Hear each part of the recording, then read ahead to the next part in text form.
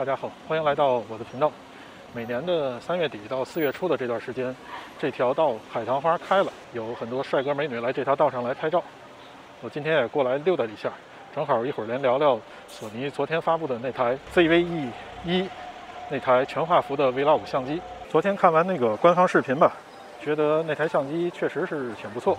各方面的性能基本上是继承了 S3 的很多性能。那今天呢，我们就用2期视频吧，来说说这台相机它到底有哪些特点，然后它比较适合谁。我会分2期视频来介绍一下。今天这期视频呢，就主要是从官方的那个宣传片上来说一下它有哪些特性，中间呢也谈谈我对它的一些理解。下期视频呢，再聊聊官方的宣传片里没有介绍的一些方面，也希望这些内容吧，能给准备要买这台相机的朋友呢一些参考，让你知道这台相机到底适不适合你。那么在正式开始之前呢，大家要不要先点赞、关注、投币支持一波？我们先来看看官方的这个视频吧。Alpha， 毫无疑问，这台相机是一台和 A7C 比较相似的一台相机，我是说它的体积，但是明显这台 ZV-E1这台相机的诚意要比 A7C 要更足一些，而且同样也是索尼的所有的全画幅的镜头都可以直接拿来去用，这样的话就不用担心它的镜头组不足。在这台相机上市之后呢，就会有大量的镜头可供使用。当然，既然作为一台 Vlog 的相机呢，其实也不建议大家去装一些比较大的镜头，还是去装一些比较小型的镜头会更协调一些。然后它的颜色呢也是一黑一白，这次这个白色应该是比较讨女孩子喜欢吧？什么？你说你是男的也比较喜欢白色的？好吧，其实也无所谓吧，因为好看的东西有谁会不喜欢呢？然后是这台相机呢，也继承了新出的那台 A725上的那颗 AI 的芯片。索尼也确实没有骗大家，在 A725刚推出的时候呢，索尼就说了，以后的机型都会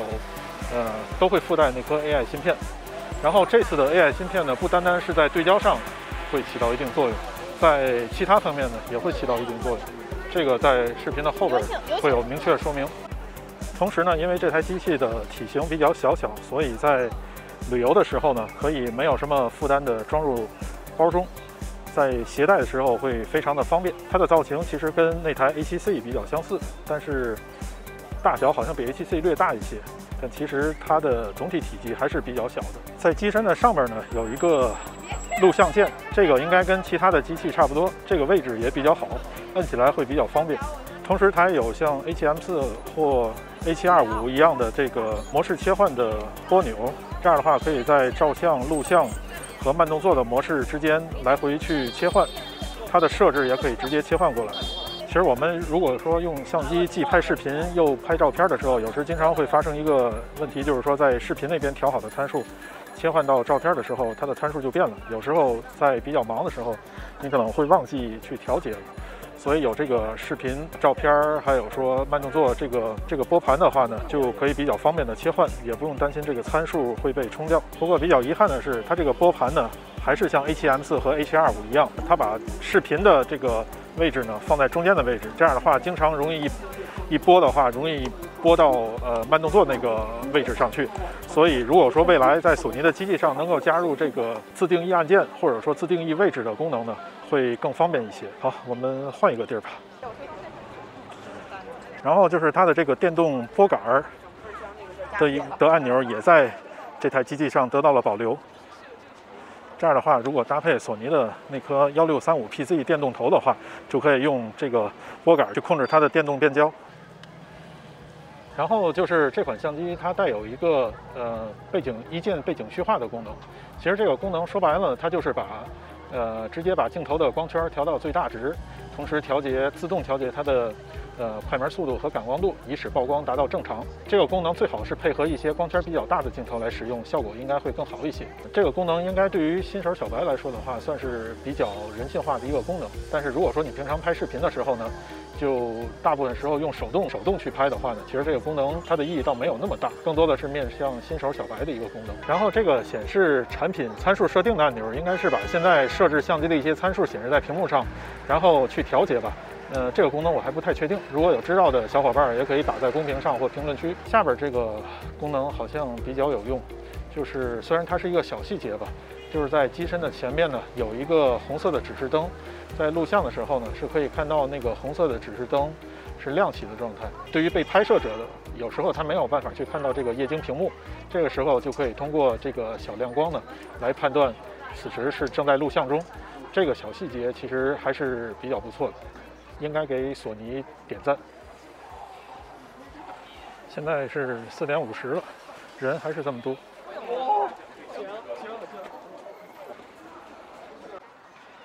后面就是这台机器的一个画质了，因为它用的跟 A7S3 是同一块底，所以它们俩的画质应该是完全一样的，都是全画幅应该有的画质。这里着重提一点吧，这台机器它是支持 4K 50帧、60帧的无裁切录制的，这个标准在最新的25上都没有，应该是跟 A7S3 是一样的。这下大家应该放心了，因为目前来说，索尼机器里边支持 4K 60帧无裁切的机器，目前来说，有 A7S3、FS3、FS6，还有就是 A1，这些机器的价格都要比这台机器要贵很多。应该是这台机器把 A7S3 的视频标准都已经下放了，就凭这一点，应该还是给索尼点一个赞。它的视频标准并没有被阉割，而且这台机器它不仅支持 4K 60帧的无裁切画面，它同时也是支持 4K 120帧的录制。虽然120帧的录制的时候会有1.1倍的一个裁切，但其实这是跟A7S3 是一样的。A7S3 它也是有1.1倍的一个裁切，这个影响几乎可以忽略不计吧。但有一点，它的 4K 120帧的录制要到2023年的6月份之后，应该是通过固件升级才能支持。然后这台机器它的背景虚化，那就不用多说了，那肯定是跟全画幅的机器的背景虚化是一样的。同时这里比较注意的是，它也是支持一个非常高的一个 ISO 值的，它带来好处就是在暗处也可以进行录制视频了。而且呢，目前来说，它应该是跟 A7S3 一样，同样是支持第二增益的，就是说在 S-Log3 的时候，当把 ISO 调到12800的时候，可以得到一个相对来说比较纯净的画面。当然，这个还有待去后期的一个验证。它最高支持40万的一个 ISO， 其实这个 ISO 值并不常用，只能说是一个硬性参数吧。并不是太实用的一个参数，很少有人会把 ISO 调到这么高去录制视频。在视频规格上，它也是支持10比特422的 S-Log3 的录制的，所以调色方面应该不用担心，它应该会有很强大的一个调色空间。在宣传视频中呢，它也提到了这台机器它是支持 AI 的智能芯片，这个智能芯片也是在 A725上有的那款智能芯片，而且它的功能呢也不仅仅是 A725的一个对焦功能，后边还会有一些其他的功能。接下来呢，视频中也提到了，它是支持一个电影模式电影感画面的一个拍摄的。而且呢，在电影感画面拍摄的时候呢，它可以调节它的风格，还有它的一个氛围。它们的具体的区别呢，我这边也没有太搞清楚它具体是什么一个区别。其实像我平常拍的时候呢，一般都会拍 S-Log3，所以其实它这个电影风格的话，其实我估计用的并不是太多。可能对于很多人不想去调色的人来说的话，可能这个风格会比较好用。接下来就是这台机器的一个防抖。索尼说这台机器支持一个新的防抖模式，就是动态增强防抖。以前在 A7S3 上它是有一个叫标准防抖，还有一个增强防抖。这次多的这个动态增强防抖，应该它的防抖效果会比之前更好一些，但是同样也会带来更大的一个裁切的面积。这会儿公园里的人稍微多起来了，然后可能现在噪音比较多，我换一个地方再继续拍吧。然后下面呢，索尼又新加入一个叫取景稳定的功能，这个功能应该是在以前的机器上没有的一个功能，应该也是借助 AI 芯片才来实现的这个功能。通过视频里可以看到，这个功能实际上是通过裁切画面来保持让拍摄的主体人或者拍摄的事物保持在画面的一个固定位置，在跟拍的时候呢，可能用处会比较大。不过这里也必须要提到，就是索尼这个小字里写的，它是通过裁切画面来实现的。那么如果说本身是 4K 的一个画面，通过它的裁切之后呢，它的分辨率应该就不到 4K 了，所以说它会带来一个清晰度的一个下降，在大屏幕上呢可能会看起来更加明显一些。但是如果是在手机上观看的话呢，其实我感觉影响应该不会太大。但是它带来的方便呢是非常巨大的。在视频中，其实我们也能看到，其实它裁切下去的画面呢还是比较大的，所以这个功能使用起来，大家要知道是通过这个原理来实现的。下面的这个功能呢，其实跟上面刚才说的那个功能比较相似。索尼把这个功能叫做自动构图的功能，这个功能同样也是通过 AI 芯片来实现的。从演示的视频中呢，其实可以看到，这个功能就好像是照相机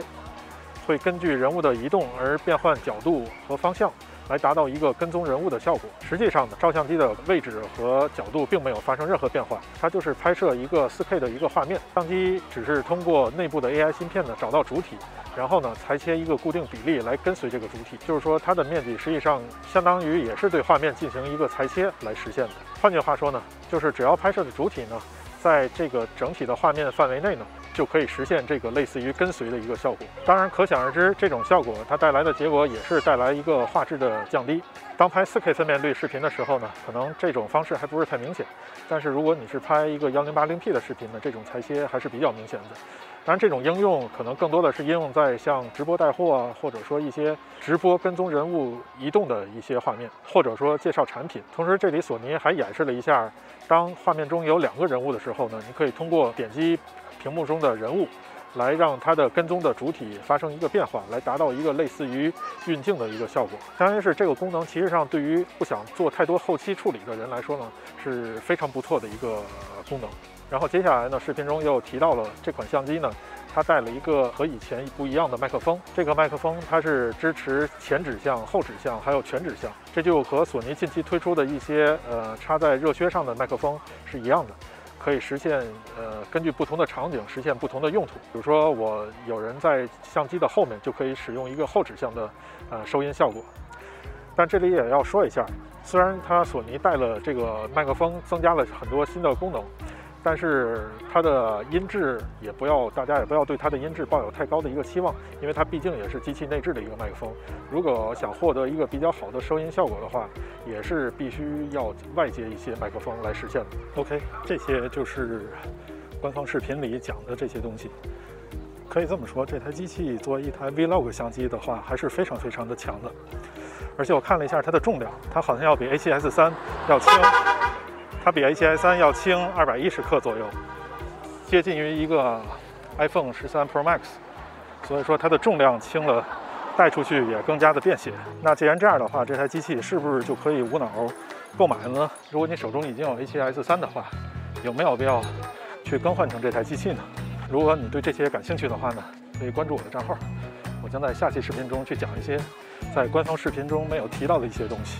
在了解这些信息之后呢，可能你会做出一个比较合理的一个判断。OK， 那现在天也晚了，我现在该回去了。现在人还是挺多的，但是我也不拍了，今天就先到这儿，然后回去把视频剪一下，尽快发出来。大家如果觉得这些信息对你有帮助的话呢，